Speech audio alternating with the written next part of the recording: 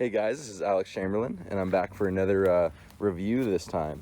I hardly ever review bikes that are not mine, just because it's hard to get a bike kind of set up for me, and like I'm really picky about the tires and the brakes and everything, so it's like if I ride a bike with guides, I'm probably gonna dislike it.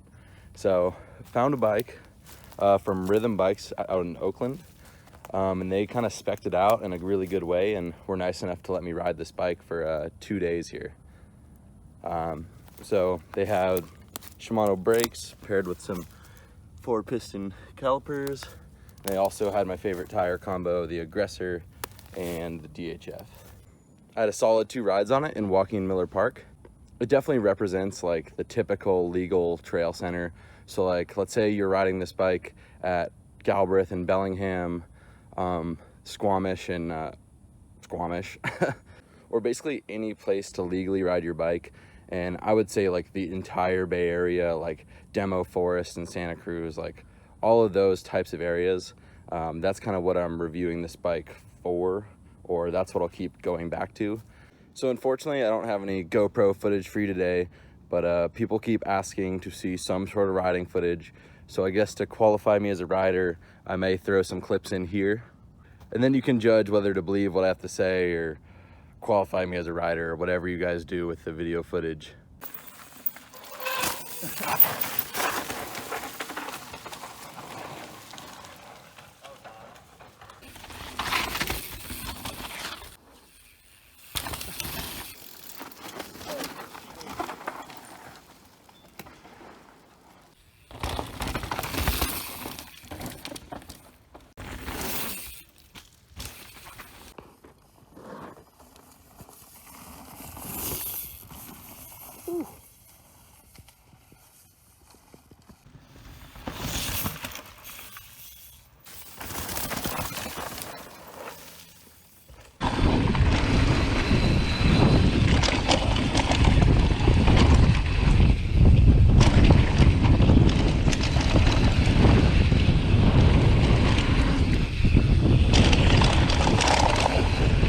But I'm here today just to review the bike and give my take on how it rode.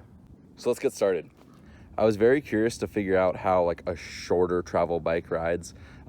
Shorter travel in quotations, it's still 130, 150, fairly large bike. But I feel like this is actually the sweet spot for just riding in general.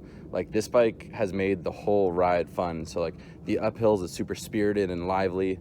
I wouldn't say like full-on cross-country bike, but you really get rewarded when you get on the pedals.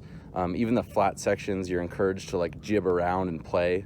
Instead of my Megatower is like very sluggish on the flat sections, so you just want to like suffer through it and just get to the descent. And then even on the descent, this thing's very responsive and lively. I wouldn't call it plush, like it's not a mistake eraser, but you get rewarded for being on your line. I actually set one of my fastest times on the gnarliest trail in this park, which actually is kind of like an old school downhill track, like it's just super rough. And I set my fastest time ever on this bike, and I've ridden that on pretty much every bike I've owned, and I've done race pace on a lot of bikes, and I didn't even try and go for a time, it just happened. So this bike was plenty fast, and you get really rewarded for being on the right line. But I really enjoyed this bike, to be honest. Like, I think this platform 130, 150 is probably what 98, 99% of riders should be on. I think a lot of people are over biking for the terrain, and they're like, oh, well, it's safer, more comfortable on the downhill. I guess it could be relatively safer to have more travel, but I just proved that this bike is actually faster on one of the gnarliest descents in the park, and I had more fun while doing it, and I enjoyed climbing more, and I was jibbing on the flats. So my ride basically was better in every aspect at this legal trail center than my Megatower would be, or my Firebird, or my Ibis, or any of the bikes I've ridden in the past. So yeah, I'm just now curious to see what a shorter or even shorter travel bike rides like. Let's say 120, 140, I think is probably the sweet spot for me. But when the 130, 150 gives a little more forgiveness. And then you can even get this bike in the Lunch Ride Edition, which is like 137, 160. But yeah, the biggest thing that stood out is just how responsive it is. I've said that a few times, but it might be helping from this carbon wheels, but also as a cush core in the back. So there's a little bit of weight there, but I actually don't feel it at all. But the bike's just stiff, and like when you go, it goes. Like I stood up and sprinted, and you don't get any noticeable pedal bob. It's not sinking into the travel. And it's just very efficient bike. But I wouldn't say it has like the hovercraft feel, kind of like the Ibis Ripmo. Obviously the Ripmo has a little more travel, which could help with that. But the Ripmo, just when you're seated pedaling, you have no feedback to the ground, and you also have no pedal feedback. So the Ripmo, you're just pedaling along, and it just like smooths everything out, and you feel super efficient. Whereas this bike's definitely more efficient, but you feel the bumps a little bit more. But also when you stand up on this bike, it doesn't kind of use its travel, whereas the Ripmo, it still uses, like when you stand up and sprint, you still use a bit of the travel in the Ripmo. So every suspension design is a compromise, and I think this definitely caters the more efficient, like you would rather ride a flow trail in this than the Ripmo kind of design. But along with suspension, I've had Switch Infinity on several bikes. I've owned a few Yetis, and honestly, it's one of the best performing systems, kind of close to DW Link. I think DW Link's my favorite overall, but the Switch is a close second, and I really like how it performs. I just, obviously from the past, I have not been super happy with maintaining these things. They do require a fair amount of maintenance, but I do ride a ton, and I do ride in all conditions, whether it be super sloppy, super dry. So I definitely need to do more maintenance than most. But that is one thing to think about. It is kind of a pain. But if you do buy this bike from a shop like Rhythm Bikes in Oakland, they actually do free tune-ups for life, and part of the tune-up is actually servicing that linkage. So if you do that fairly often, like give it to them every 3 months or so, then it's not a problem for you. So if you have a shop in your area that does that kind of service, I wouldn't even worry about that, because the suspension really does perform well. The geometry is good, but not perfect for me. I think everybody except me likes short rear ends, so I think this is a 433 rear end. So very standard, short, snappy, fun. In the front is a 480 reach. Obviously stack plays into it. I'm not sure where the stack number is, but I'm sure it's in the 620 range. Correct me if I'm wrong. But yeah, the reach is a little long for my taste, and the rear end's a little short for my taste. So the wheelbase is perfect. I just want to move that bottom bracket a little more forward, get a little more neutral feeling. Because I definitely noticed a slight bit of understeer in corners. And then it's actually harder for me to pick up the front, even though the rear end's short. The front end is so long that it's actually more difficult for me to manual than my Megatower. Even though my Megatower is a 444 or 445 chainstay. But that's definitely personal preference. I'm with a very small minority that likes long rear ends and shorter front ends. But this geometry is definitely like the standard geometry that's coming out today with the 480 front, the 433 rear. If you guys like that, you like that. That's all personal preference. But I feel like the head angle was perfect. Didn't wander whatsoever, felt lively. Not once did I want it slacker on the descents. So that was really nice. Bottom bracket height was at a good height. I never strike the pedals. And it still was very snappy in the corners and playful.